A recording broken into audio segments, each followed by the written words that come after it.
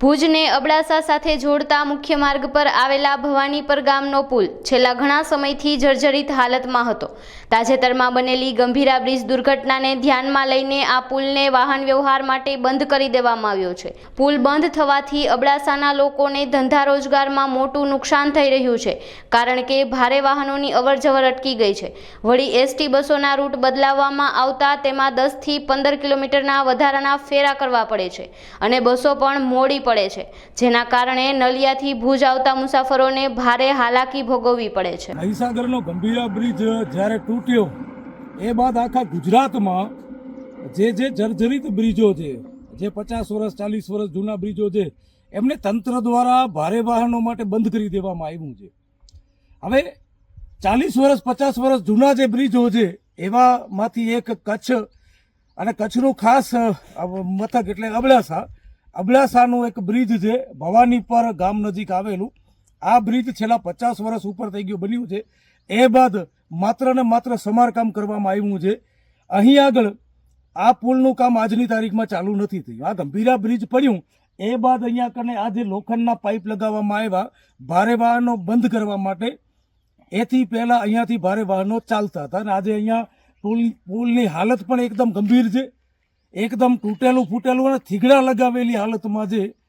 આ તંત્રની આંખો જ્યારે કોઈ મોટી ઘટના દેશમાં રાજ્યમાં બને ત્યારે ખુલે છે, પણ વસ્તુ એ થાય છે કે છેલ્લા 4 દિવસથી આ પુલ બંધ છે। આના કારણે ભારે વાહનો નથી આવતા એના કારણે અબડાસાની જે પ્રજા છે એમને આર્થિક રીતે પણ તંગી પડી રહી છે।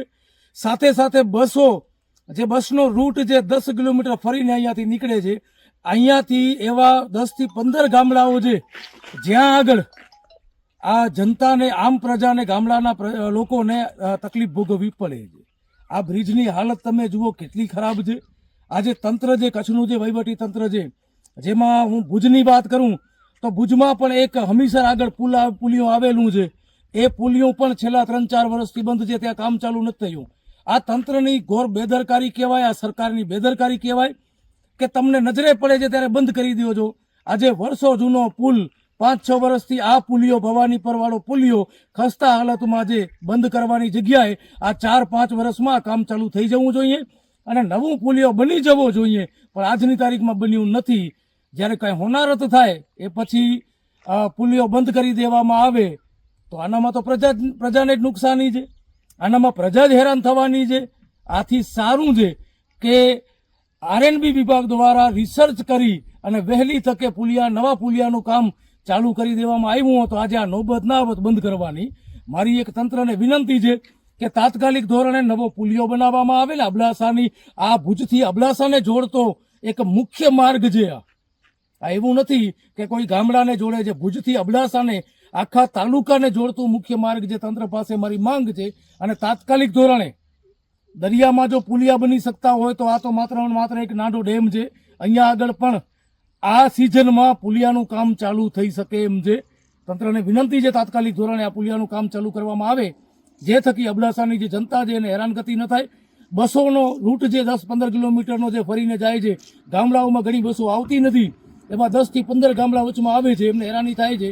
તો આ હેરાનગતિ ન થાય અને તંત્રને મારી માંગ છે કે ભાઈ પબ્લિકને હેરાન કરવા કરતાં તમારા જે ખાવપાત્ર અધિકારીઓ છે, તમારા જે હપ્તાખોર અધિકારીઓ છે, એમને ધંધે લગાવો અને તાત્કાલિક ધોરણે આ પુલિયાનું કામ ચાલુ કરાવો।